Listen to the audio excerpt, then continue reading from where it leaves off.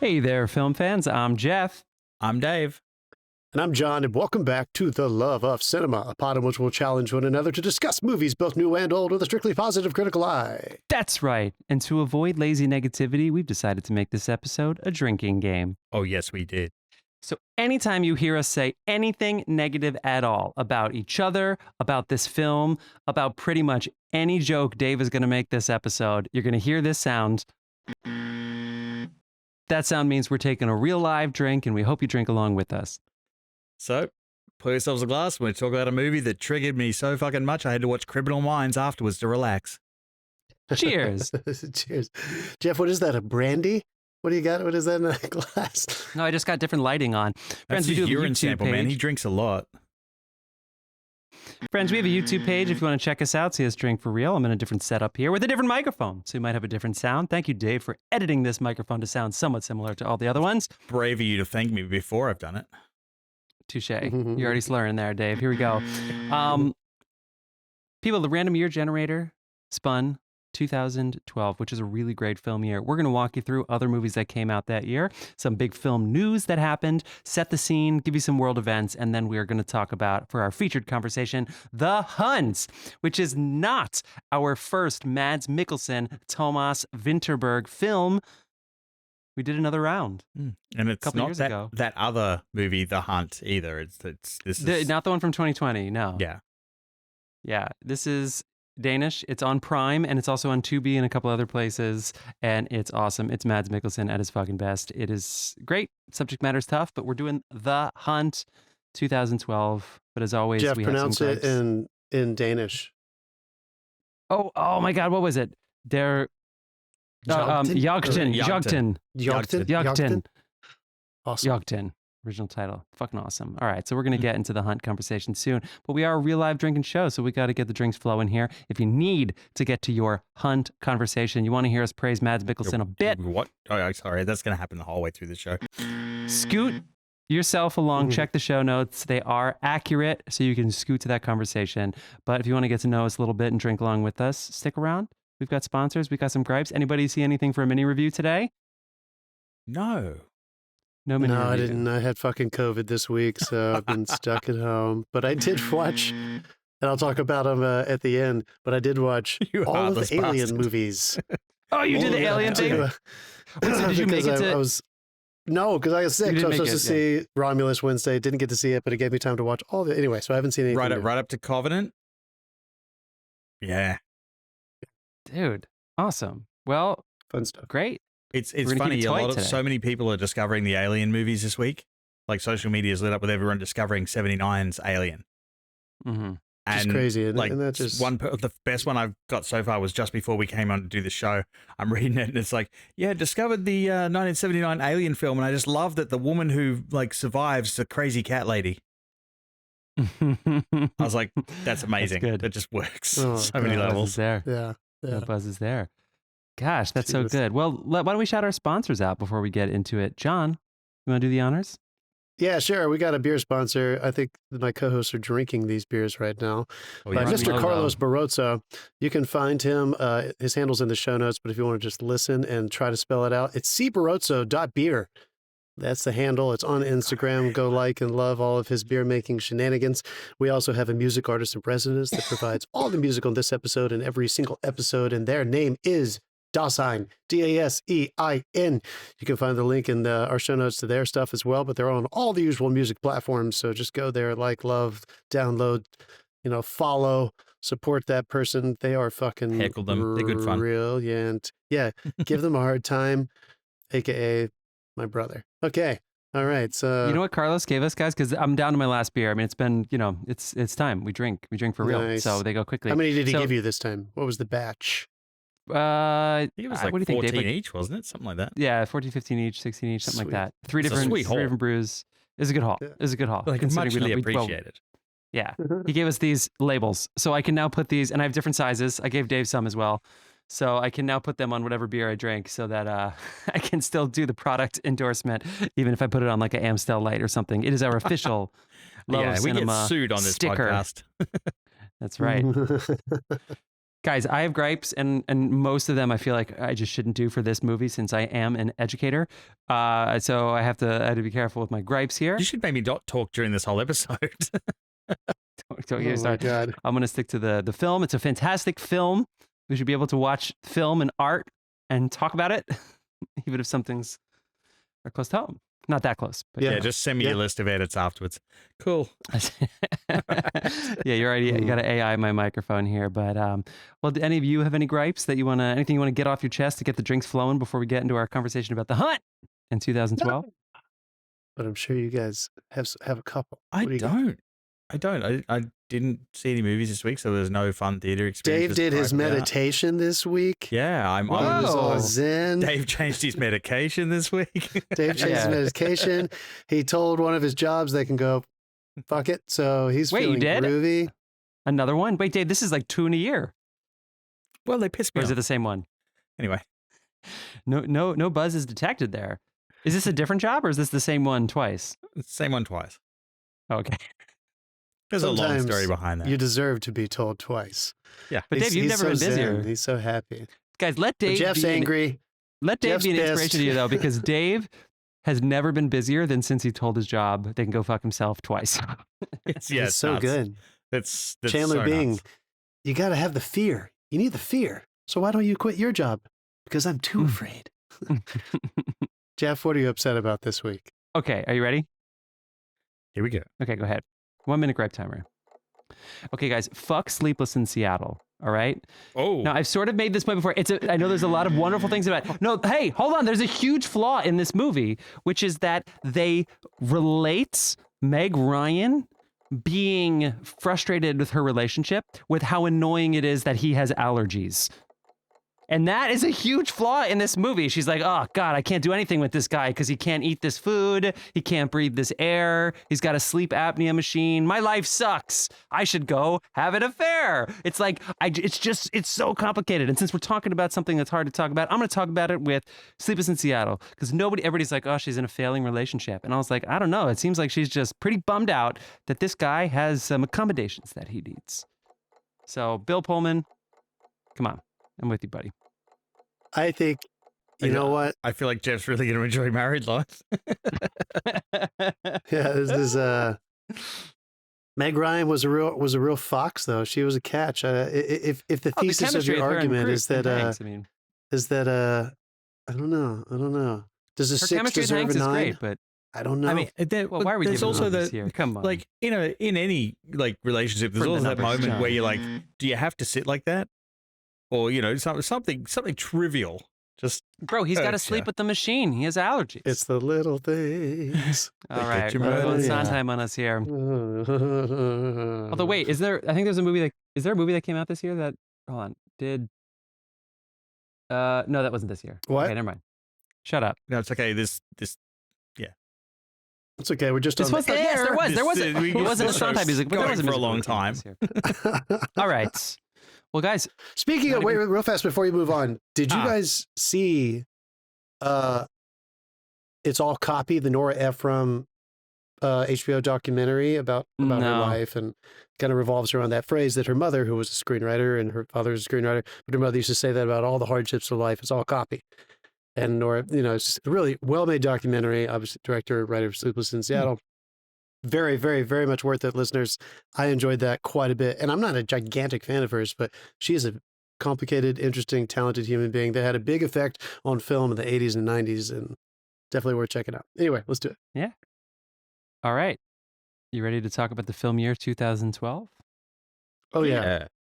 Okay, so we briefly did a little bit of this when we did our summer franchise. Our summer blockbuster. I'm the one with face-off, COVID, dude. Yeah, come on. where we took the highest grossing summer blockbuster of every year and faced them off against each other to determine what is the best summer blockbuster of all ties. Is it Jaws? Wait, hold on, Is it hold on, Star hold on, Wars? sorry. Are you drinking brandy? What's in No, that it's cup? not brandy. It's just whiskey. But I guess the lighting I have a shadow on my face here in this yeah, it room. looks brandy. Oh, it's brandy. Why is it? 'Cause we can't keep Manilowing our episodes. It's like multiple weeks in a row that Yeah, we're doing gonna get a Barry cease and Manilow desist. Mandy on us. Not a good enough singer for anybody to think it was that. All right. Come on. Okay. I'm sorry, I interrupted you. 2012. Well, I usually do the world events at the end, but it's good to know that not only was this 2012 the year that the Mayan calendar ended, because everybody was like, that means it's the end of the year, and not maybe they stopped planning 2,000 years ahead. Maybe they just said 2000's good. We can call it there for a little bit. It was also a leap year. So I don't know. Weird year. I remember everybody sitting there like it was the same as Y2K. It's like you're waiting, and fuck all, nothing happened. Yeah. How many people were actually? 12, right? It was like December 12th of 2012. That was like the day. Everybody, and they kept just fucking, I don't know, like saying, oh, it was this, oh, it was this, oh, it was this. 4 potential apocalypses in the last 10 years. Who can fucking keep up? So, okay, we'll get to some more world events here in a second, but do you two, movie buffs, know what was the highest grossing movie that came out in 2012? Dave knows. Dave fucking knows. I wouldn't. I have no idea. Yes, you do. You fucking know. Dave, you really? know. Is it you not, know, is it Dave. Not? It is. It is, John. It is. It is obviously. Dave. Joss Whedon's. Dave. What did you do in 2012? The Avengers. Dave, you ass. You knew. Come on. Look at Dave being coy. Sorry, I'm still waiting for the Zack Snyder extended cut. Don't be coy. Don't you do it. Doesn't suit the Australians. Yeah, that's right. The Buffy guy made a $1.5 billion movie here in 2012. That is right. There were $4 billion movies this year. Not the record, which is 5, which I believe is 2018. We talked about that recently. $4 billion movies. Want to guess? Just shoot out. What do you think was one of the other ones? Dark Knight Rises. Yep. The Hunger Games. Nope. Sorry. No? $677 million for the first Hunger Games. Was Dark Knight Rises one? Yes. It was one? Okay. That came in at number 3. The Hobbit? The Hobbit: An Unexpected Journey was number 4 with $1.0149 billion. That's right. And you're missing one number. Everybody which wanted did win more an of that Academy Lord of the Award. Rings. I'm guessing it's going to be either Men in Black 3 or Skyfall. Skyfall.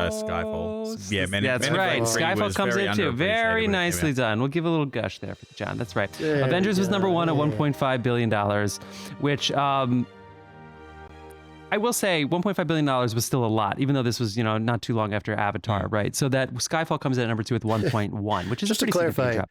That's still a lot of money. Yeah.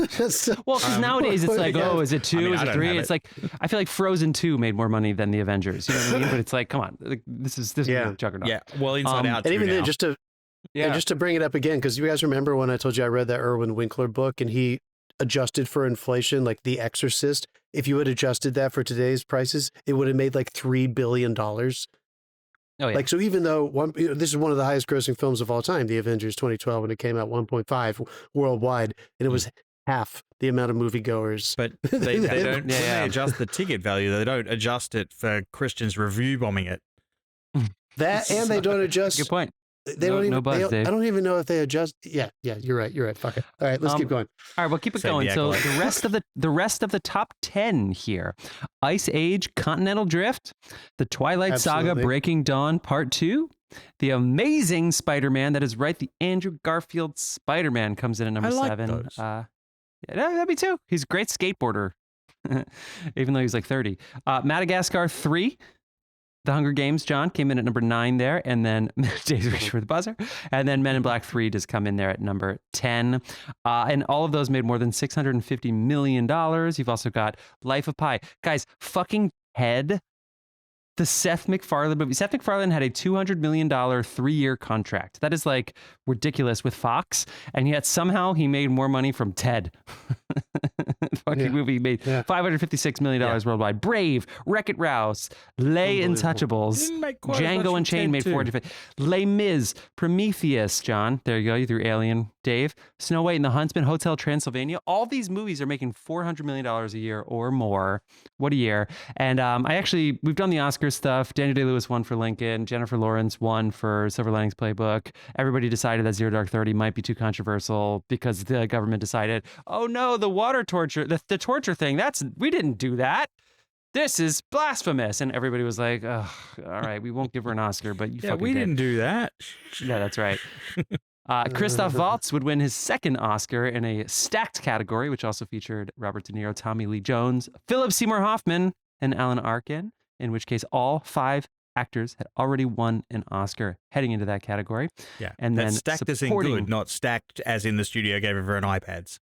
That's right. Yeah, that's right. And supporting actress obviously went to Anne Hathaway for Les Mis, Skyfall won Best Song, etc. But this was the Argo year where Ben Affleck was not nominated for Best Director, but Argo won Best Picture. Best Director would be this weird shootout between Ang Lee and Steven Spielberg, and Ang Lee would take his second for Life of Pi.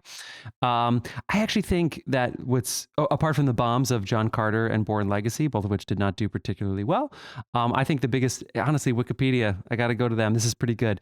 Universal and Paramount, 2 of America's oldest surviving film studios, celebrated their centennials. We are now at the point where these film studios are celebrating 100-year anniversaries. I mentioned John Carter last week, I think, briefly, because I watched it again just to see if it held up. And it's the funny thing is the screenplay is terrible. Yeah. But the visual effects in it are awesome. Like the 4-armed aliens that they're like rendering for this entire movie looked fantastic. They'd stand up against today. I still need more information about. They said that they took the From Mars out because Mars Needs Moms bombed. Mars Needs Moms is a bad title. John Carter from Mars, not a bad title. So, but they took it out because of that, and now it's just John Carter. And I was like, wait, is that a Denzel Washington movie from a long time ago? No, that's Coach Carter. They're going back and altering John Q and everything. Coach Carter. So it's a composite. It's like it all just got really confusing and nobody cared. And it was Taylor Kitsch who wasn't quite a star Have you yet. seen the prequel movies recently? Because apparently they've gone back to episode 3 where Anakin kills the kids. Spoiler alert. And his lightsaber now bleeds like it did in The Acolyte. So it starts on blue and turns red. Oh. They redid that one scene. I think it's not worth the work, but just for Disney Plus? Yeah. Or is it? The Plus? Oh, weird. Wow. Dave, I've never seen John Carter. I don't know what John Carter's about. I don't know anything about it. I think he's a Civil War soldier who gets transported to Mars. And there's aliens and people fighting and living on Mars. See, I think Of Mars is like, that sounds cornier. I think it was a Dark Horse one. Yeah, it's studio people like sitting there with their fucking catered lunches, sitting there. Maybe we should get rid of the Of Mars, and that'll make us an extra $100 million. Ugh.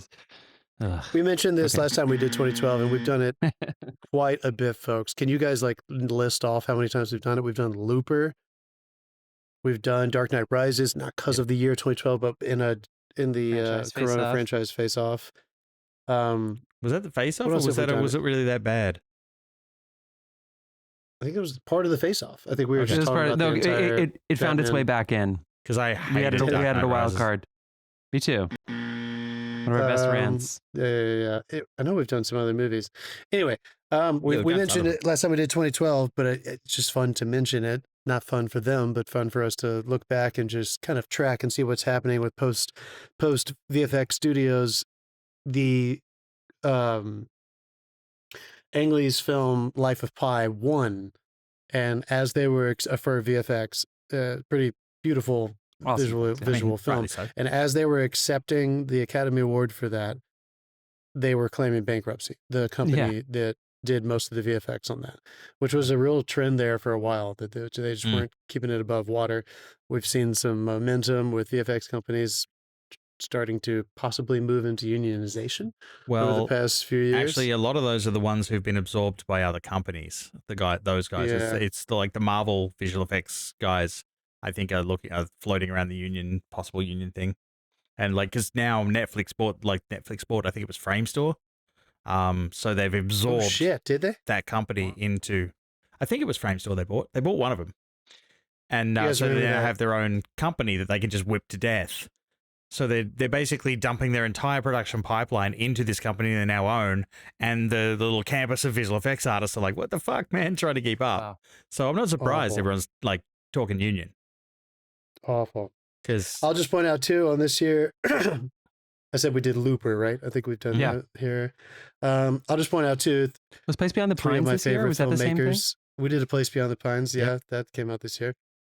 Three of my favorite filmmakers. It's always special when, especially Tarantino and Paul Thomas Anderson, whenever they have a movie come out the same year, that's always a big year for me, and I think some hardcore cinephiles. But Andrew Dominik also had a film. So we had Django Unchained, we had The Master by Paul, and then we had Andrew Dominik's Killing Them Softly, which nice.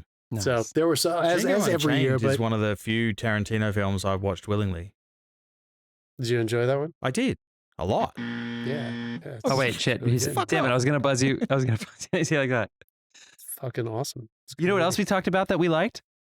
Remember the dressage at the end of Django when he makes the horse do the dressage at the, very end? I don't remember that bit. They did lose me when he put himself in it, but as an Australian.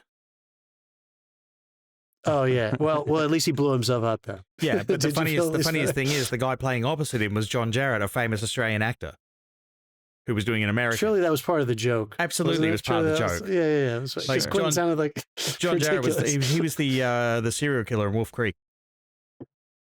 Ah, nice. I love that moment when Quentin explodes. Yes, I mean there is a payoff there. It's really cathartic. Anyway, we also talked about A Royal Affair, which is another Mads Mikkelsen movie, which co-starred the breakout performance of what's her name? Where is she? Alicia Vikander. Alicia Where did you Vikander. go? Shit, I'm so sorry. Yeah, where did she go? Tomb Raider and disappeared. Honestly, where is she, dude? I'm sure she's doing great work somewhere. She was in The Green Knight, Dave. Remember that small part she had in The Green Knight? She's probably in Megalopolis or something. So no one's seen her for 3 years. And we did the force. No. And A Royal Affair was so good. Go back. The Cabin in the Woods. We also did. We did Cabin. Yes. Oh yeah, Cabin. That was a fun episode. A couple other fun movies. I love Perks of Being a Wallflower. 7 Psychopaths. And The Impossible came out on Christmas. It's about a tsunami destroying an island. Came out on Christmas. Movie. Makes total sense. Yes, it is. Good marketing there. And Dave, there's one other piece of news that I wanted to say, which is that Dolby Atmos, the sound format, was launched for the premiere of Brave. So all of those amazing Dolby Cinema performances we had were greatly influenced by the year 2012. And of course, it was for animated movie. How was it not Brave with the Avengers? How was it with they dropped the ball on that one, didn't they? Brave. I don't know. I love it whenever I see a Dolby thing and they're like, I needed to make the movie the way I needed to make it. And Dolby Atmos is definitely one of the best ways to watch my movie. And then they show you clips. How many ways are there, you know? Watch. Anyway, yeah. It's like, and then I've just seen half your movie. A lot of movies were re-released this year too. So there goes your VFX, people. Beauty and the Beast, Star Wars Episode 1 came back out. Titanic, Raiders, fucking Finding Nemo, and Monsters, Inc. were all re-released this year into 3D and IMAX. And The Hobbit and Unexpected Journey, I guess, set a record. They were the first major feature film to use a 48 frames per second frame rate. And make people all over the fucking world sick. Yes. Yeah, I remember seeing that at midnight on Thursday night at the Lincoln Square IMAX, and a lot of people were, As much as I love Peter Jackson and have so much respect for what he did, he so embraced higher frame rates, shooting across the board with the rest of those Hobbit movies too. Higher frame rates all the way, so we'd have total control manipulation in the image, and it just aesthetically, it just still doesn't resonate with me. There's something that I don't appreciate about it. If it's supposed to be in slow, plan it slow. If it's not, let's keep it at 24, man. There's just something about it. It just didn't feel as much of a movie to it. And I super notice it on your television. I mean, even watching The Hobbit in the theater, it was like watching it without filmmaker mode turned on. Like half the time it looked like the fucking set from Neighbors. Yeah, that uncanny thing on the way default televisions nowadays look. That's kind of what we're describing, folks. Like when you go to Jeff's house and watch a movie. But all hail Peter Jackson. He is still the fucking man, and I love him. Anyway. You guys got to come to the screening room. So the last couple bit of world news here to segue into our movie. Hurricane Sandy was this year. Oh. Tropical storm in the Atlantic hit. I missed that. Started on October 22nd. It was basically Halloween here in New York City, which was fun. Were we living together when that hit? No, I didn't even get to America until 2013. Yeah, this was before we were living together. Yeah. Were you in Astoria, John? 14, I was looking for a place. And then that was earlier in West Harlem. Okay. There wasn't a lot of rain. It was a lot of wind and apparently a lot of flooding. But I was uptown, so I was actually pretty safe. Barack Obama was reelected, of course. beating opponent Mitt Romney. The End of the Mind calendar, we already talked about that. The Queen Elizabeth II, wow. Queen Elizabeth II celebrates her Diamond Jubilee beginning in February of 2012. Diamond equals 60 for those of you, apparently. And that was pretty so much 60 the years of last being good queen. time she had, because from that point on, it was just cancelling people who were involved with Epstein's birthday parties. Jesus fucking Christ, dude. Dave's trying to get his jokes in now because I still haven't watched Scoop, by the way. I feel like I still need to watch that. The Space Shuttle Endeavour has its final flight in September. I feel like everybody talks about this. Who cares? You know, like, I guess it had a good run, but it's not like it had, I don't know. It's not like I had a long history with Endeavour. Oh, yeah. Fuck the Space Shuttle Endeavour. It's the one that worked. Is that Like, why? yeah. It had a good run, I guess. I know a but, couple of okay. astronauts that are quite happy that Space Shuttle Endeavour was like as reliable as it was. You mean those two that we sent up there for 8 days and they're going to be there for 6 months? Like a year. Well, that's what you get for flying with Boeing. Like, I hope they God, just that is keep hilarious. They just keep a lot of canned food up there just in case. I mean, I feel they bad got for this- them, but that is so funny. That I mean, is- their you- families you were can like, see "What the the Russians in the hell?" space station, like, they're flying up with who? Oh, okay, pack the fridge. Pack really, the fridge. no one else can go up there and bring them down. None of the other countries that use I actually the think ISS, like, I think SpaceX is going to rescue them. So good thing. I do for too. I them. feel like there's no Yeah. way that's actually. You know you've gonna- hit rock bottom when your one hope is fucking Elon Musk. Yeah, Elon Musk is going to solve the America-Russia problems that we have in the space station up there. Oh, he's Okay. he's fucking rock hard for that. You know he is. You're not wearing the sweatshirt today, John. Okay, last thing. Russia lifts a 26-year-old ban on the importation of British beef and lamb after an agreement was made. It had been banned previously due to concerns over the initial BSE, which we know as mad cow disease. Russia And then they promptly says, got themselves fucking sanctioned so they couldn't have any of it again. yeah, what the hell? Don't you want your beef and lamb? Yeah.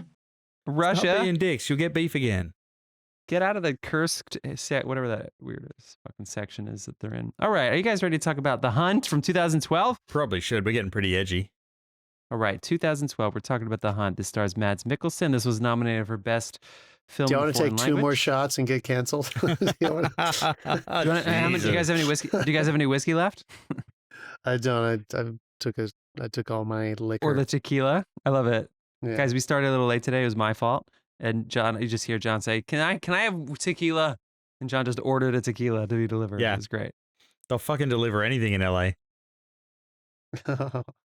All right, people. This film was nominated for Best Film not in the English language, which would lose to Amor, which featured an amazing This performance lost? by Emmanuel Riva. Jesus. I It did did not know win that. Best Wait. Foreign Language Film. No, I thought it lost to the beautiful, the Great Beauty. This film lost to I don't know. Didn't I The do my Great Beauty. research? I'm, It lost to The Great Beauty. Amor didn't I'm win. glad that we looked this up before the show was running. Oh, Her also came out this year. That's good shit. All right, that's on me. Yeah. Great Gatsby. There you Dallas go. Stars Club. Am I the same thing? Gravity. What the fuck kind I of didn't year go is to the this shit? Academy page though. I went to the IMDb Academy's page, and it has The Great Beauty as the best foreign language film. Fun. Anyway, Moving on. Amor's not even nominated. What? Wait, this can't be right. This also says this is the year. oh, guys. Okay, so this happened. This happened again. So this was in the 2013 year for the Academy Awards, but it actually came out in 2012. It's just in you go. America it didn't come out yet. Because even for the BAFTA Awards, it came out for 2013, but for the Academy Awards, it's 2014. And by the way, they fucked that up, so it's actually the year before. So for the BAFTA Awards, it was for the 2012 film year. For the Academy Awards, it was the 2013 film year. So for whatever reason, they did their LA release a little bit late. Well, it's a so- foreign film, Got it. so yeah. Got it. They're like, we need to qualify for the Oscars. This is what we're sending. got a Maybe good one. maybe that's probably We had a because good- Cannes was in 2012 because Mads Mikkelsen won Best Actor at the Cannes Film Festival in 2012, and the Vulcan Prize for Technical Artist would go to Charlotte Yes. Bruce Christensen. It won a special jury Cinematographer. award, and then it was nominated for the Palme d'Or, and that was in 2012. So this is a fucking It won the- 2012 film. Yeah. It won the ecumenical jury what is- prize, Yeah, what is that? which speaks to the spiritual, human, and ethical values. That is the It does. award. It does speak to that. Yeah. That's we had to explain that for any Americans that are listening. It's an award that was introduced in the Cannes Festival in 1974 by a group of Christian film professionals to highlight and reward films that raise up films that have a unique spiritual, human, or ethical voice, basically. How would they feel? How would those people in 1974 feel about this winning that category? He's kind of Christ-like in this movie. We're going to get to it, but you know. They're not nominating Deadpool. It's Let's segue before we start into this section here. This is The Hunt. Have any of you seen this movie before? I think the answer is no. The answer is no. First time watch, probably. Did you all watch it on Prime or did you choose a different platform? I watched it on Prime and I had only 2 ads at the beginning. Same. I watched it on Prime as well. Yes. Did you guys? Did you watch it alone, or did you watch it with some sympathetic support? I watched it with Elizabeth, and she found this movie very upsetting and stressful and anxiety. I watched it with Angela. We were both stressed out, but we thought it was great. I don't know if it was. I watched it. I started by myself, and then my wife walked through the room, made a couple of comments at the TV, walked back past, walked through the room again, made a couple of comments. Next thing I know, she's laying on the floor watching it with the cat. Yeah. So with the cat? It's She made out she made out she was cuddling the cat, but I'm like, "Are you watching this?" She's like, "Yeah." So I like when Therese gets the tractor beam. You know, it's a good movie. She just don't go. Yeah, I love it. We watched it together. I'm on thin ice. It's still after the Green Knight, so. Which we saw together, the 3 of us. She holds a grudge. I love it. There was a rant don't for fuck that. up. I love it when Angela has the tractor beam and I'm listening on my AirPods, so she can't even hear it, and she watches. But in this film, different language. Oh my god. Yeah.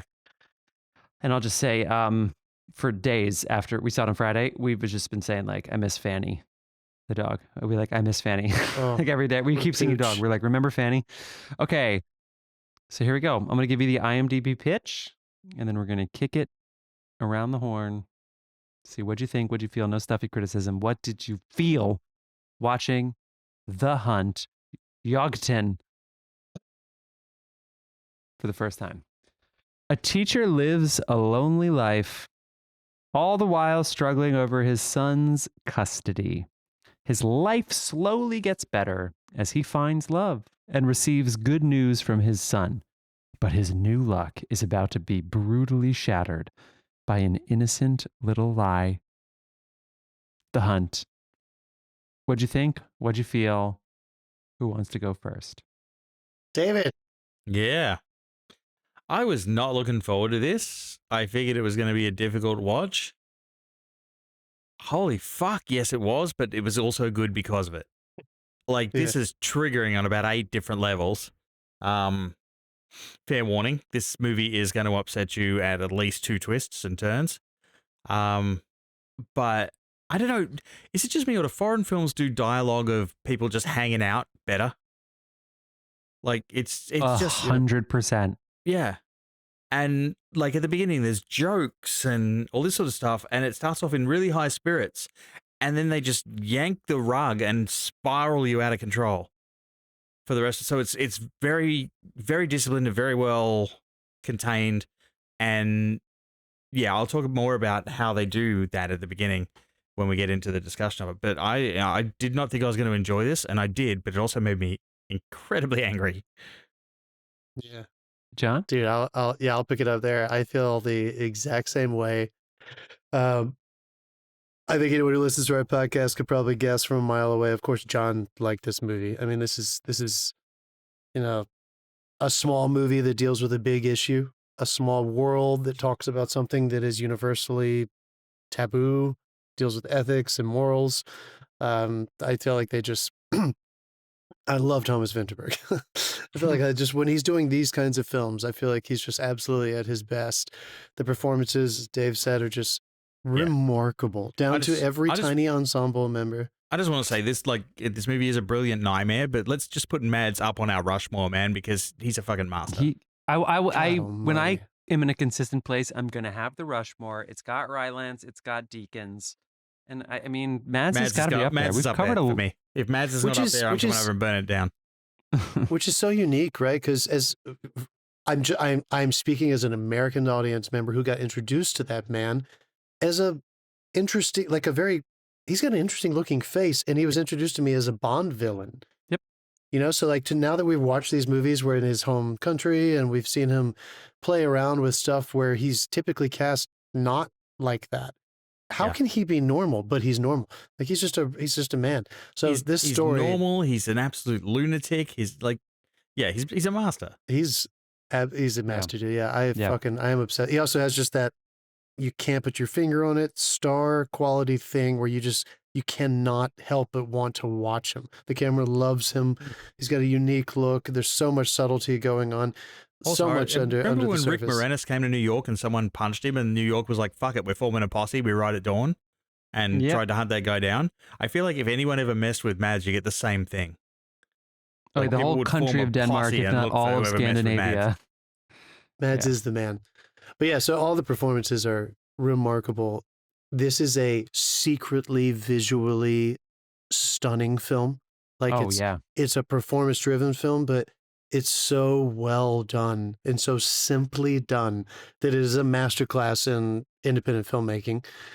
And I just thought just stepping way back, this might be a flawless script. Like just on the page, it doesn't do anything it doesn't need to do to convey what it's trying to express.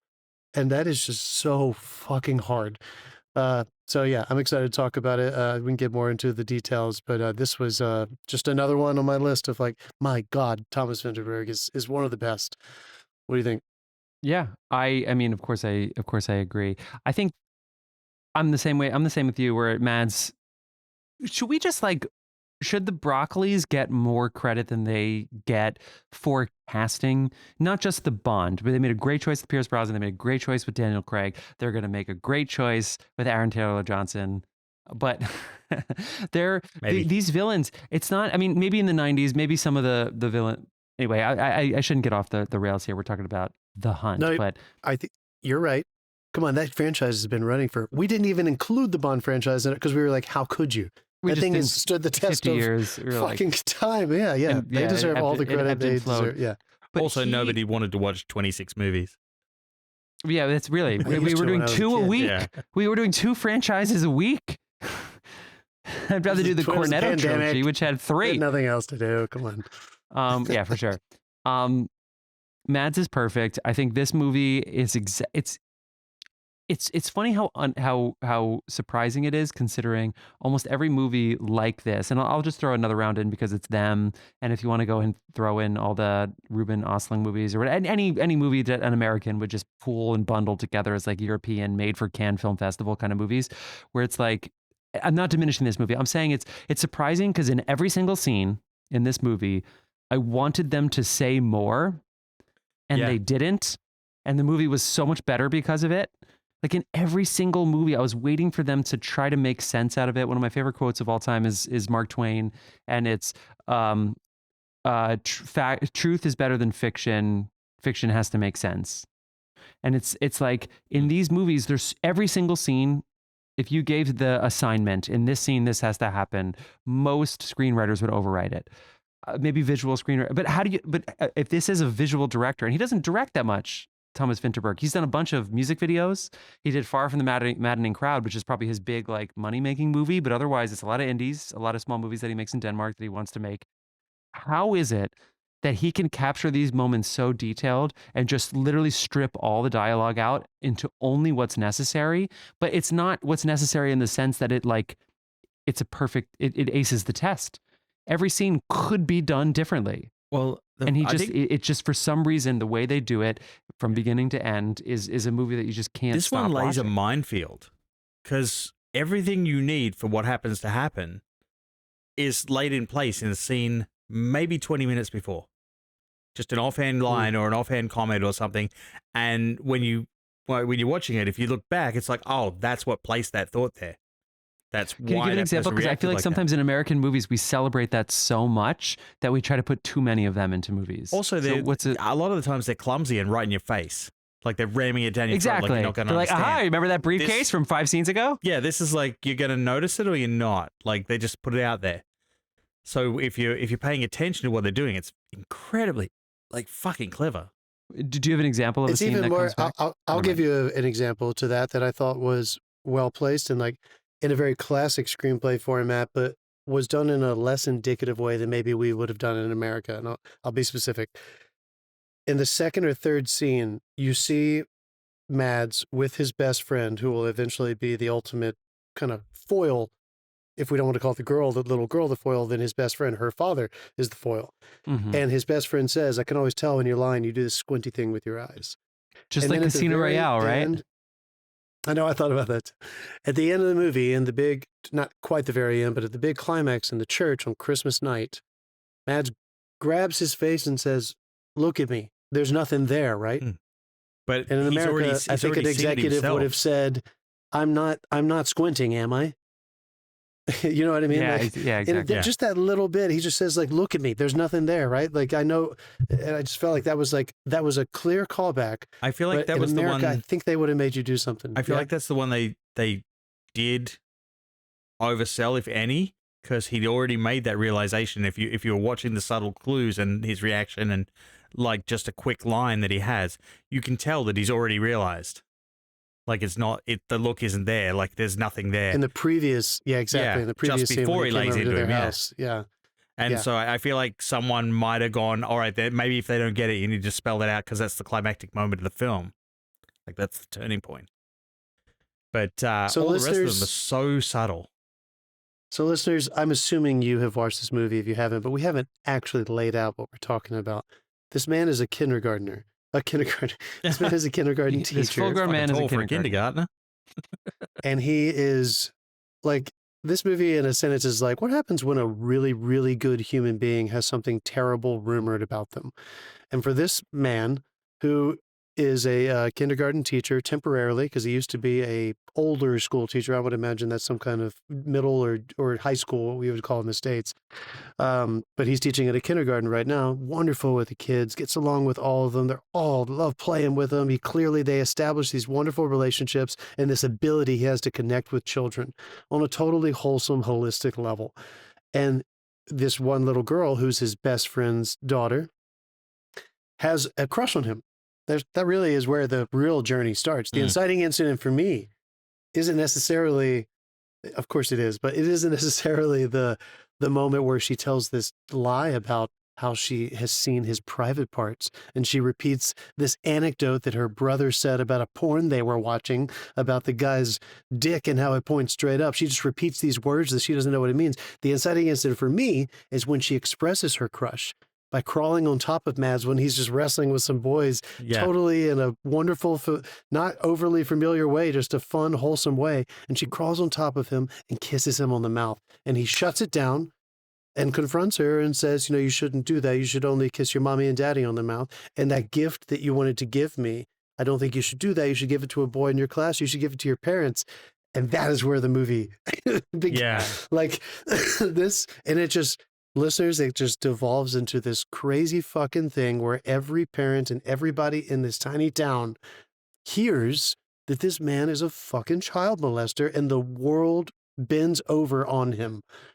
Yeah, Well, that's basically what happened. I'm sitting there, I'm thinking, fuck, how do we even talk about this? Like, because it's one of those things, like, obviously, throughout, like, the development of, like, this age, it's like when someone says that this is something like this has happened, you believe them and you treat them with respect and that sort of thing.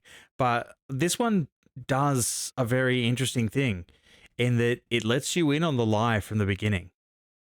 It's not like, did he or didn't he? You know from the get-go that she's lied because she's embarrassed or whatever.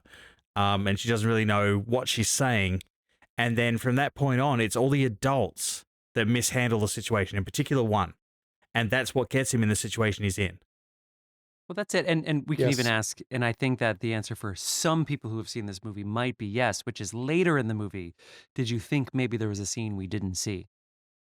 And I'm sure somebody out there thought about that at some point in this movie. Maybe he did accidentally, maybe not necessarily anything nefarious or too gruesome, but like maybe there is a scene that wasn't in the movie that, anyway. But John, you said it well. This is what happens when somebody starts a rumor about a man. You could also say this is a movie about what happens when we don't know protocol? We don't know process.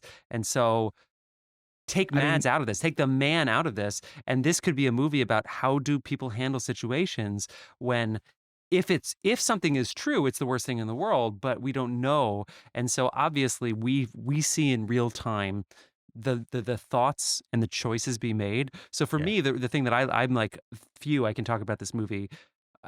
It's like we watch decisions be made, and we, in a weird way, it's easy to, but it's also, you almost feel bad vilifying the people who are misleading a witness, essentially, who's 5 into nodding to get out of a conversation so they can go play with their friends is the best way of probably explaining what happened. So it's not like a story. It's not like a confession was written down or a story was written down. It's just this weird confrontation. And I actually love the way that the first teacher didn't even respond very much to it. She was like, "Oh, that happens. Boys, that's what they do. It's fine." And then she thought about it over time. So I think the best thing that this movie does is that woman watches. Yeah. No, but woman, you saw at first, she didn't know what to do. And then she was like, if this is true, I have to act on it. And then she just from that point on, she mishandled that situation gratuitously. 100%, but she didn't know she was mishandling it. So thank God we have more information. This is the movie version of The Road to Hell is paved with good intentions. Because she did want to help. She did want to take it seriously. So she brought someone in. Yeah. They asked this kid questions, but they asked this kid adult questions. And the misleading. Kid doesn't they were like, know she's not what giving us the about. answers She we just want, wants so to go how do we get outside the and answers play. we want?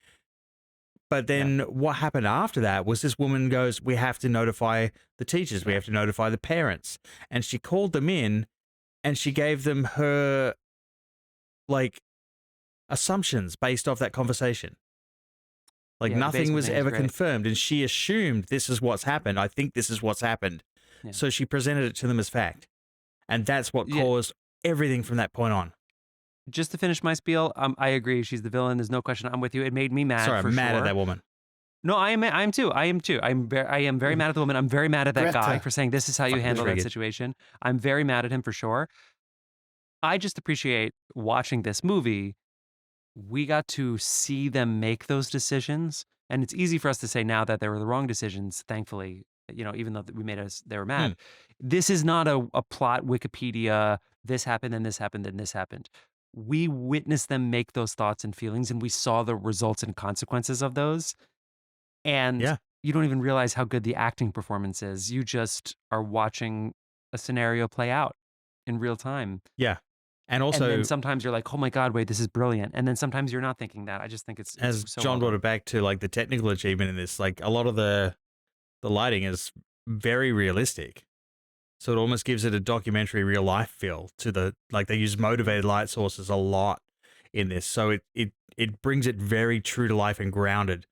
So again, it funnels you towards this is actually happening.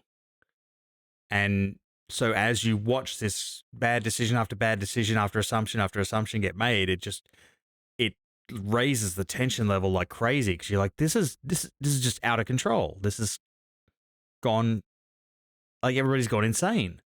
And it makes you feel like the person at the center of the allegations. Yeah. And Jeff, kind of what you were saying earlier about how, like, these scenes don't say enough. You're kind of screaming at the movie a little bit that from the jump, he doesn't really say, I didn't do that. He doesn't explicitly say that until much later in the movie. And of course that's part of it. I think my favorite scenes in this movie are between him and Clara, the little girl. Because she pops up again. Folks, this is such a tiny town. She lives really, like, right down the road from him, like, really, literally, like, right down the road, like 100 yards. So the way that they, through the script, do you remember the middle scene when they knock on the door? He's having a fight with the woman that his lover, that woman that teaches that works at the kindergarten too. And the knock on the door happens. In an American movie, not reducing the quality of American movies, but in the Hollywood movie, you would think, like, here come the cops, or here come the detectives, or here comes the angry mob, because it was like we're approaching the midpoint. And the knock on the door happens. He opens it up, and it's Clara. And she says, "Can I take Fanny for a walk?" Because he had told her much earlier. Which is something they set up come 40 over minutes anytime before. and get for a walk. Yeah.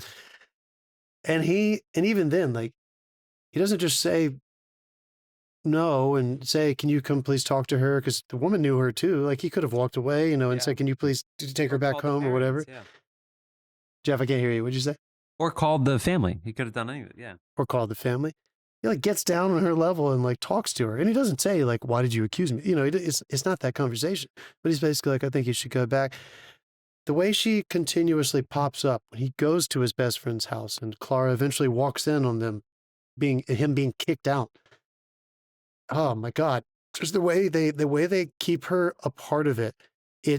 Let me try to articulate this better. The child begins to witness their own accountability in the lie by being brought into the story in different ways. She sees him alone. She sees him being confronted. She sees his son when his son is confronting the family and getting hurt. And then she eventually sees him. She doesn't see him. She sees him through everybody else's eyes on Christmas night when he loses it at the church. And she has that incredible scene with her father in bed where she thinks it's Mads and it's not. And he says it's not him. And she finally, you see a child have to relieve an adult of their scarlet letter by trying to tell her father, I didn't mean to. I don't know why everybody's so mad at him. I didn't mean it. And you see her dad like fucking just like you see him just peeled in two. I still don't know if he totally believes her or not, but he wants to. He wants to protect her and do the right thing and believe his friend. That's the like second or third time she's tried to tell one of the adults that this isn't what I meant to say. This is when her mom says thing. And again, it was that fucking woman that set it up, going, "Yeah, your child's probably going to say this, and your child's probably going to say that," and they set it up for failure from the get go. And then you guys, the reason I think I really do believe this. When she tried to do the thing with the mother, where she tried to take it back, and the mother's, I'm like, first it was out of my mouth, but oh fuck, this is not going to work. Like, because I knew, of course, yeah. And I really believe, how I am with endings. We'll talk about the very end in a second, but I think this movie would be a fraction of what it is. I think it would sit in that ethical dilemma place, which is good enough. It already would be a great movie if it weren't for the last scene between him and Clara. Yeah. When you see a good man a year after the fact, when apparently the world has there's some retribution, forgiveness, he's on the level again, and we're celebrating his son's achievement for getting to a certain age. It doesn't matter. And there's a whole family gathering or a family town gathering kind of thing. And he sees her and there's a callback thematically to a teaching position again. He talks to her about not wanting to cross the floor because of the lines. And he touches her again, which is, taboo, a little risky. I don't know if I would have done that. Yeah. But you see him return to that role in her life with an open heart and an open mind and love for that little girl who did not mean to hurt him. And that is where it crosses into, that puts the golf ball on the tee for that last scene in the woods. Because if he didn't prove to us that he wasn't just a desperate man at the end of his rope in the church, he's still the best man. He's still the best human being in that town. And he still has love for her. When that gunshot gets fired at the very end, you're reminded that like, it doesn't matter. It's never going to be okay. Yeah. It doesn't matter how good you are. I was really saying that like drove home home that like certain people, like even when presented with the facts, some people just can't change their thoughts. He didn't have a basement and people still believed that he did. Yeah. Let's talk about the ending. I mean, by the time we got to that, did anybody else want to go full fucking Carrie and just burn the town down?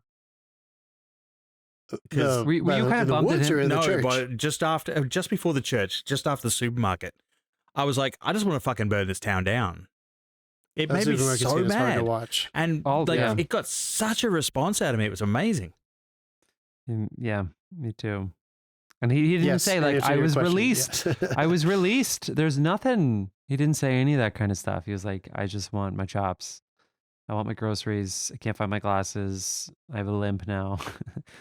No, but the very ending, I mean, also, I'm sure people are thinking when that scene with the kid and then he picks her up and holds her, I'm sure there were some people that were uncomfortable watching that scene. And I think he knew that would happen, and that's okay.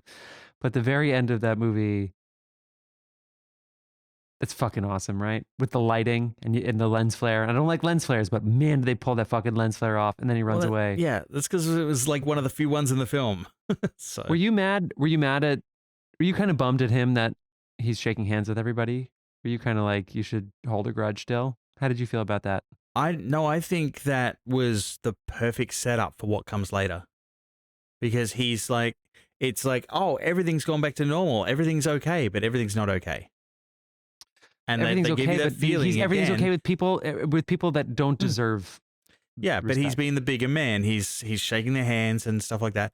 But then that just makes that last scene so much worse. Because he has the snap back to, this is never going to be all right. Like, you're irrevocably damaged. Yeah. His Wikipedia is going to be ruined. And you have to imagine that persecution, or that revelation that this is endless persecution, and that what I thought may have passed will never totally be gone. The big question that I was left with, who shot him? Like, it doesn't really matter. Yeah. You can have that conversation. The big question that I think I was left with, I was like inside his head, and I was thinking, every day I'm going to have to choose to not assume it was them, whoever I'm talking to. I'm going to have to always try to assume that this person doesn't judge me, or else I'm doomed, and I'm going to be depressed and anxious for the rest of my life. I'm going to think that I've done something wrong, and I'm going to think that everybody hates me. Also, that person is the test. That person lined up for a second shot. Like, they were gonna kill him. His son, heard like. You think it was his son? No, the brother of the girl. I do too. Yeah, I think it was the big guy as well. The giant dude. Mm-hmm. I don't know. That guy would have. I think the bit of body you could see in the sun. Yeah, he looked big. Flare, I feel like. I thought it looked like the brother, but it's such a good job that it doesn't matter. Well, it doesn't matter funny. Who it is, you should mention that because I made a note where just as when they were sitting there doing the puzzle, like making the little things together and putting the frosting on them and stuff, and I was just thinking, holy shit, the brother is going to be a real problem when he finds out, and then they just show you with a look that he already knows, and that he's dealing with it as well, and yeah, there was just so much good stuff in this. This is absolutely worth a watch. Yeah. Yeah, it's remarkable. It's going to hurt you, but it's Dave, worth a watch. you talked about, I watched, and I'll talk about it, I'll touch on this at the end, but right after this movie, I just couldn't get enough, so I watched Vinterberg's first feature, The Celebration, which was the first Dogma 95 my God, movie. I'm reading about it, yeah. 98. And there's a good interview with him on Criterion, if anybody has the app. And he just kind of gently talks through like his life as an artist, like his career very quickly. It's not very long. It's like 15 or 16 minutes. And when he gets to Submarino, which I think it goes Submarino, The Hunt, and then eventually the last round, I think Far From the Maddening Crowd was somewhere in the midst of those two. Yeah. He talks about how after The Celebration, 1998, he won the Palme d'Or for it. And he tells this great story how his hero was Bergman, and Bergman was still alive, and Bergman reached out to him, and they just started kind of chit-chatting and becoming friends, and he kind of became a mentor. And Bergman asked him, so what are you going to do next? Do you have your next project lined up? And he said, no, nothing lined up yet, but I have all these options. And Bergman said, you're fucked. And he said, why? And he said, because you just had a huge success.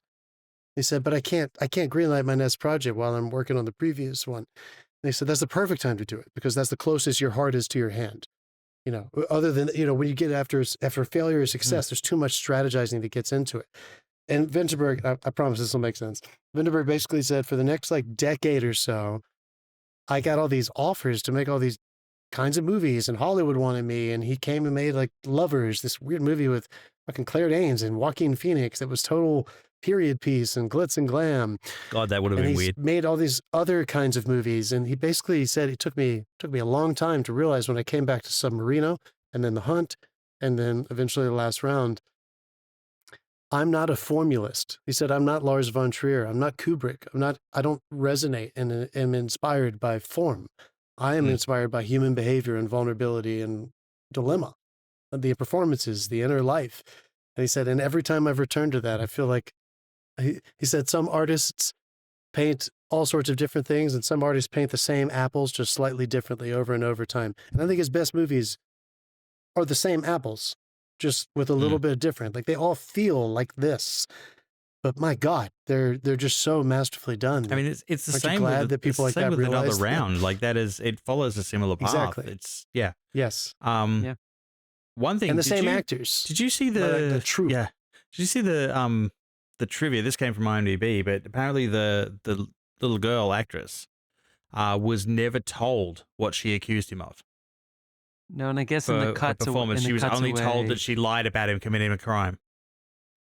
And in the cuts away, for all we know, they never actually said those words because they were all in close up. So, which leads to like one of my favorite lines, and it was so subtle, and I'm like, this line would never have flown in American cinema when she starts mentioning that she saw his penis, and the teacher is like, he has a penis. Most men do.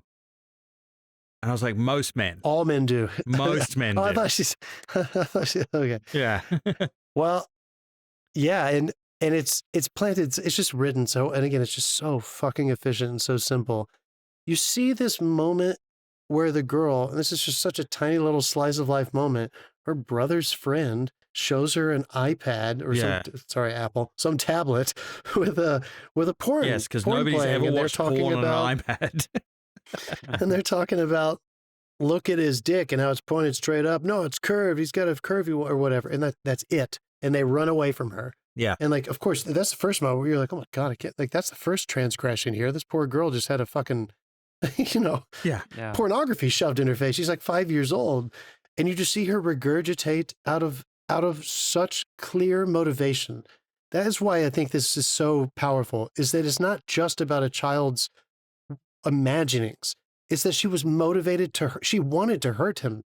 That's what's interesting. And, there's a very adult motivation there. She's trying to get even. She was embarrassed and ashamed for not having his love returned, for her, her affections returned. But also the brilliant and she decided to hurt him with something she didn't understand. They didn't tell her what she accused him of, and it kind of helped with the performance in that she didn't really understand what she was saying.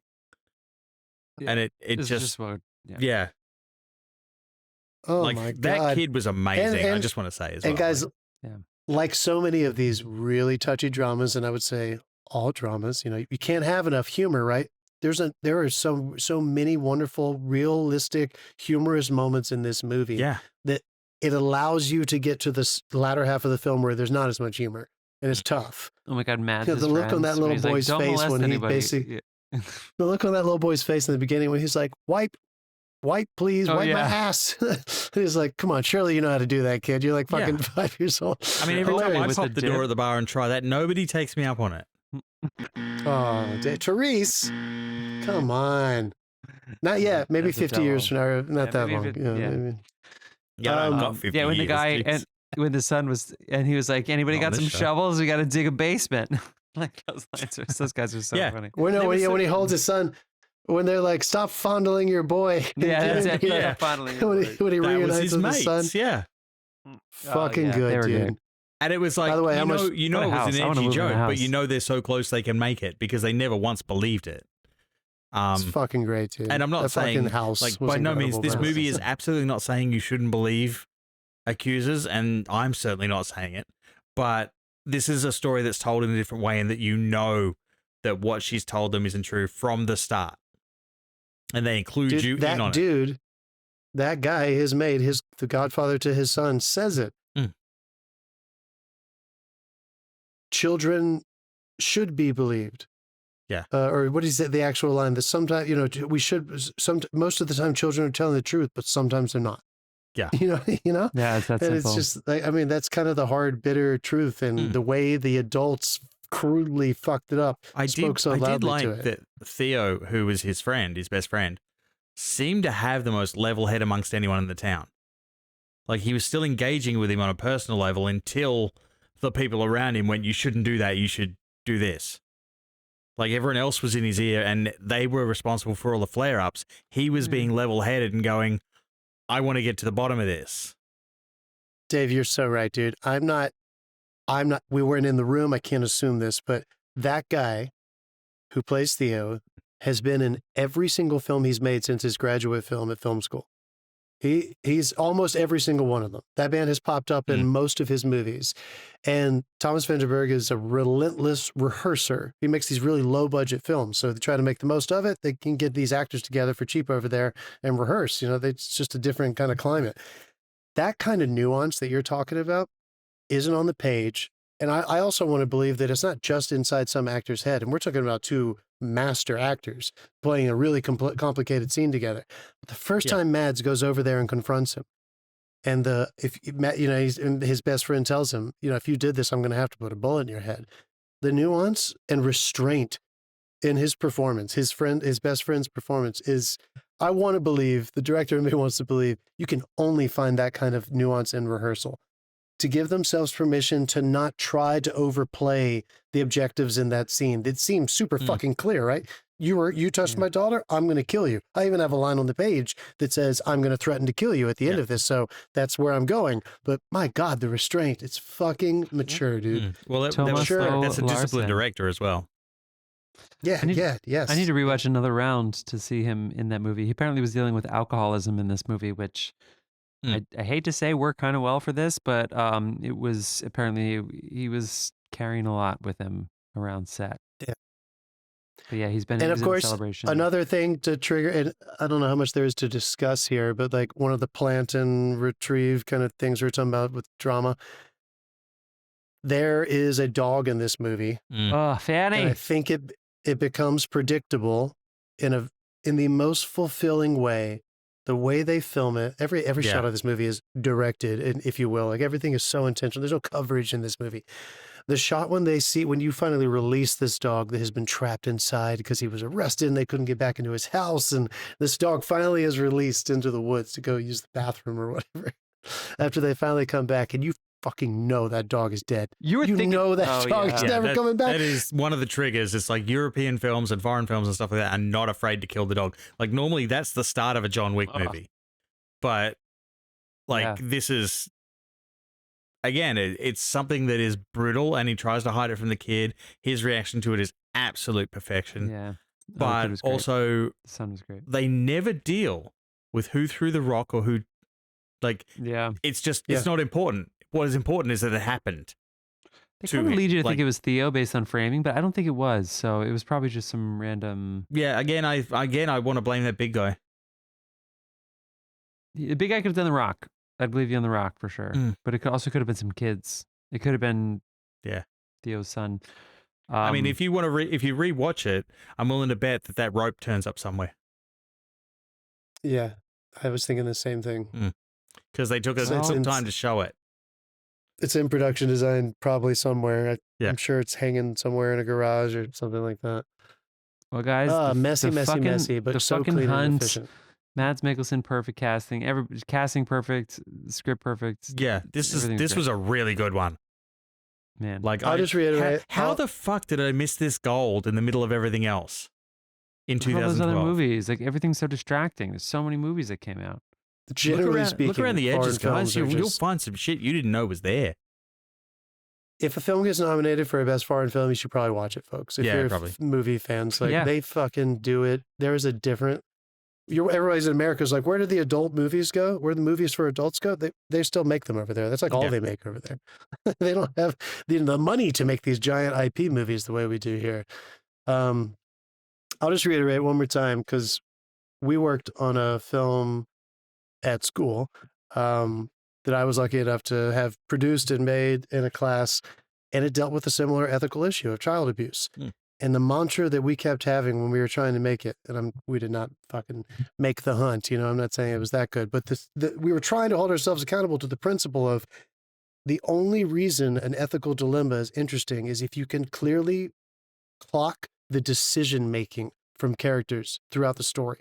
That is all the drama. It's all internal. Yeah. It's hard to make that cinematic and make people see it actively pursued. Especially if they bond you with the protagonist at the beginning, and then all this horrible shit happens to both him and you through him. Because you're assigned to his path, and all of a sudden his path goes sideways. And you're like, and we didn't say that's not what you're coming to his defense. It's like, that's not what happened. That's not, somebody say something for fuck's sake. Like it was like that the whole way through this movie. And he didn't, if they had not written the fact that he was going through what sounded like a difficult divorce with his wife, his ex-wife, then he may have been too perfect. You know, that was like his really only on the page obstacle, because personality-wise, intellectually, ethically, morally, paternally, he was a good person in every other sense.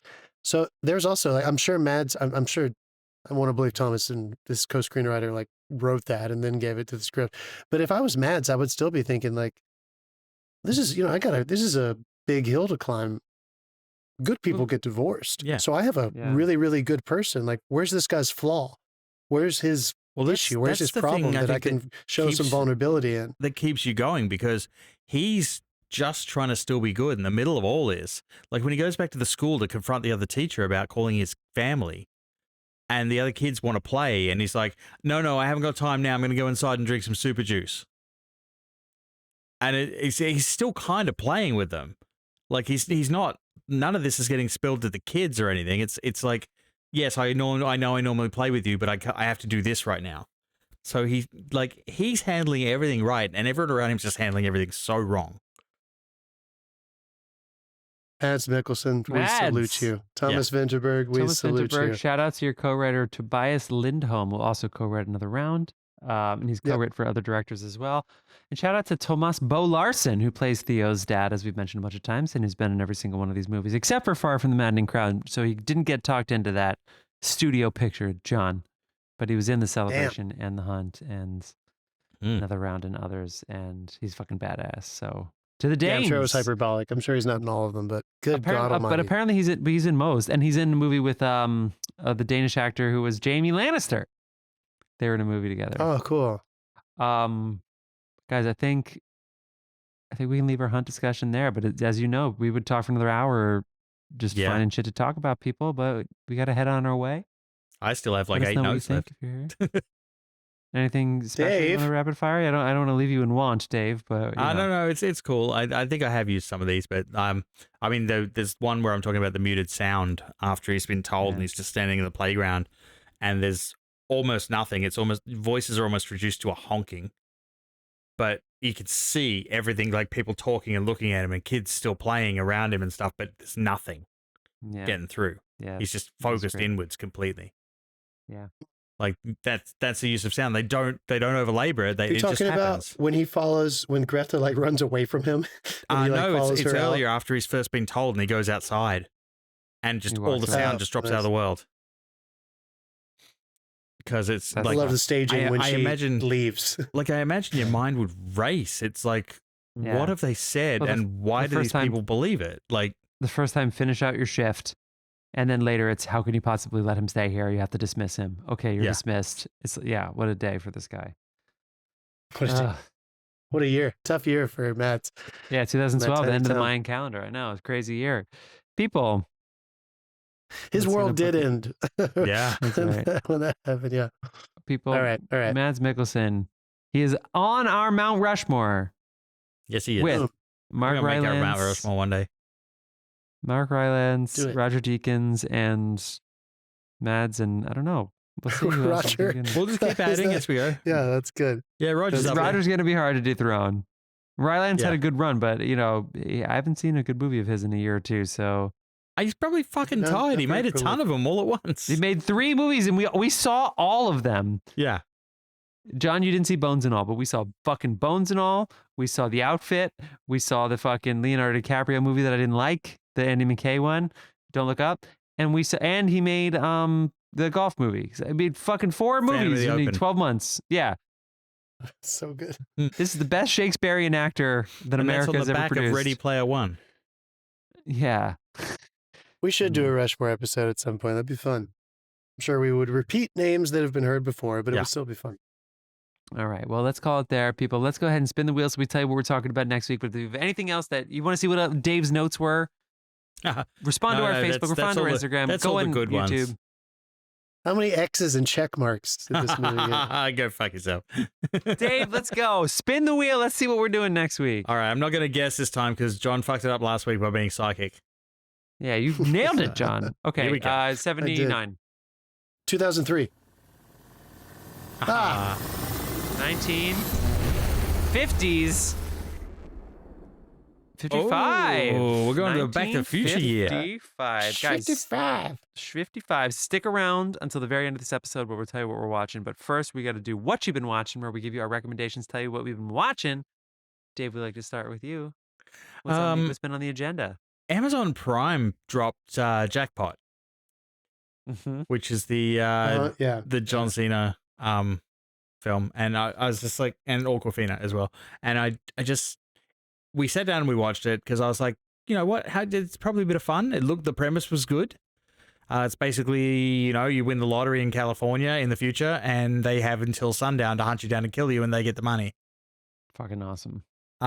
So I was expecting some fighting, I was expecting some stunts, I was expecting some comedy. I got all that. Is it going to win awards? No. But I got all that. Like, it's entertaining, fun watch. Nice. All right. It's a popcorn flick. Nice. All right. I watched, as I said, I won't talk about each of them, of course, but I watched, because I did mention that I saw Alien and Aliens last week, right? Mm-hmm. Yeah. So I watched Alien 3, Resurrection, Prometheus, and Covenant this week. I had never seen the infamous, notorious Alien 3, David Fincher's feature directorial debut. Yeah. Yeah. Once you take apart, once you go take aside the random slaughter, it's not a bad film. It's not too bad. It does have bad. I'm sorry. Alien 3 for me holds the record of the best usage of the word fuck in a movie. When the guys they're talking about, there's no xenomorph and it drops down and just rips him to bits, and there's a guy there holding a mop. And the most emphatically, he's just looking and he just goes, fuck. And it just sums up that fuck, there's a xenomorph, fuck, we're all going to die, and fuck, I have to clean that up. All at once. It really is the only thing you can say. I definitely don't think it was like as bad as people had talked shit about this movie. Resurrection, whatever. These things, they got kind of silly the further they went along. And the whole, as franchises used to be with these they weren't reboots, they were true sequels. It was kind of the same plot over and over again. Here's an alien, haunted house, it's haunting us. Are we going to make it out? Are we going to defeat it? Over and over and over again until Prometheus, which, man, I like that movie a lot. That was like a real breath of fresh air when just watching them in sequence, which I know they weren't planning on making a canon when they made the first one in 79. I get that. But just the way sitting down and watching them all in a row, I really, really enjoyed Prometheus. And I liked it when I watched it the first time. But the more times I rewatch that, the more I'm like, wow, this is a reimagining of the whole situation. There are elements of truth from the callback to the first one. I think it was the original everyone Aliens, got pissed because they didn't see an alien for the first 40 minutes. And I'm like, you didn't in the other one either, really? Except for one scene. And even in Prometheus, you don't see what we know as the alien until the end coda. Yeah. It's like literally the very last tag. Right. Mm-hmm. Covenant, I still, the first half especially, God, when Ridley Scott is nailing it, he's nailing it. I dig it too. Yeah. I dig it too. It gets a little action-y at the end, which I guess coming off Prometheus and the first half of Covenant, it feels like a different kind of movie. Yeah. And it kind of goes back into that action place at the end. It's like they crossed Prometheus and Aliens. Exactly. A little bit. Literally. It feels as a very good prognosis there. I think I still just, man, I just really love when Ridley Scott is rocking and rolling. That guy does it for me. I don't think he does it for everybody, but I like his stuff. And then I watched last night. I sat down because I could not. It for me. Does it for me? There's variable amounts. I sat down and watched back to back. I could not get enough Vinterberg. I was like, I need it. So I sat down and watched Celebration almost immediately. We brushed our teeth, got ready for bed. I sat down and she was going to sleep and she watched half of it with me because that movie is captivating and it's a dogma movie. So was this 2 a.m. or something? It was pretty late. All's forgiven. You say it's a dogma movie? It's a Dogma 95 movie, so that means that it is totally natural light. Every location doesn't have anything that isn't already there. All these, ridiculous rules of naturalism. Weinstein's sitting on the rights. It's Jesus Christ. Really, really. The movie Dave reached for his beer before I even buzzed. It's on Criterion. It's worth watching. And then I watched his student film. His fucking, he won the Student Academy Award. Their Student Academy Award? whatever the Danish, I think, version, European version of the Student Academy Award was. Yeah. Starring that dude who you mentioned. What is that actor's name, Jeff? Joe, I don't know. Anyway, he was in it. It was great. Thomas Vinterberg is he won a very Bjorn. special. He won, yeah, sure. Sean. Really good. Anyway, I enjoyed it. I enjoyed my movie watching. I watched more movies this past week when I was sick than I think I've watched. Yeah, that happens. That's all it's good for now. Yeah, and we're almost done with Succession. My God, when Brian Cox dies, that episode is perfect. Isn't it? Such a good episode? That is one of the best episodes of. I believe it's modern called TV. Connor's Wedding. It is called Connor's Wedding, and it lived up to. I was like, when we came back around to it, I was like, this one blew me away the first time. I think it was even more impressive on the rewatch. It's so great. Anyway, same thing where they didn't oversay anything. It's like the characters like didn't know what to say, and it was fucking awesome. Okay, I watched a romantic comedy called A Family Affair. I wouldn't recommend it, but we had a good time. It's Zac Efron falls in love with falls for his assistant, played by Joey King's that one. Mom, Nicole Kidman. Everybody who's has I am Netflix calling has been these like, new movies. There's a new genre that is coming out, and I'm calling it Cougar Com. No, the Sure. Anne Hathaway Cougar-com. one is a very similar plot where she falls for her. And we watched them, like Elizabeth kind of watched them like pretty close together, and I was like, wow, this is like a thing. These A-list actresses, and they deserve to get all the work they want to get, of course, but they're kind of like, they're not aging up into like grandmas. Nicole Kidman's like 59 years old, right? Yeah, she looks awesome. And she still, looks beautiful, and she's Zac. fucking Zac Efron in this movie. That's because she hasn't seen sunlight in 3 years. Joey. She's the others.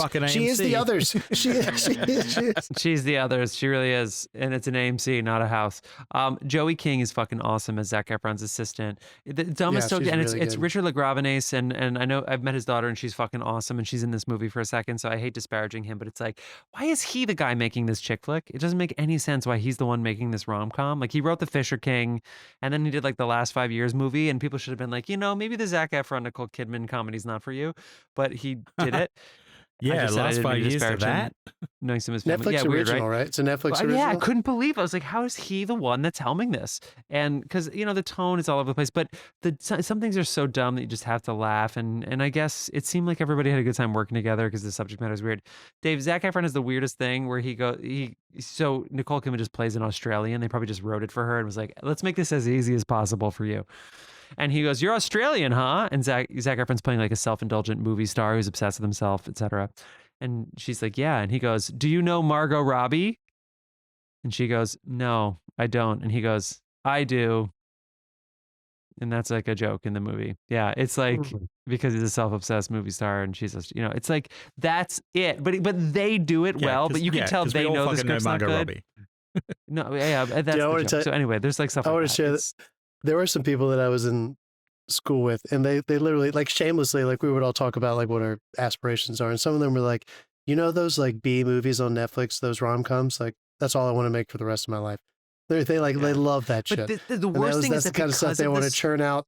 But because of the star casting, it's not a B movie, and it's like you almost wish it just was. You almost wish it was just a B movie, and it's like, we know what we're getting, like those horror movies that have no money for effects, so it's just like terrible, like rah, and there's like fake blood. No, it's got to be glossy. But in this, it's like there's so much money that you're like, couldn't they have just cleaned the story up a little bit? But whatever, it's fine. It was a fun fucking time. No need. We watched some. I bet I would love to see the numbers on that movie. I bet more people saw that movie in a weekend on Netflix than anyone has seen Killers of the Flower Moon. Or so when you said the category, you're like, there's a category at Netflix. It's what can we get people to watch at least an hour of? Yeah. Oh, man. Okay. We watched a Gotti documentary. Let's get on with that. Let's go ahead. We're going to go ahead and take a quick 2-second break so you can listen to some Dasein, and then we're going to choose what 1955 movie we're doing next week. So stay with us. If you made it this far, just fucking stay with us for 15 more seconds. Listen to some fucking Dasein. It's worth it. We do some funny shit during this segment. Let's go. We're never releasing it, though. Oh, here we go.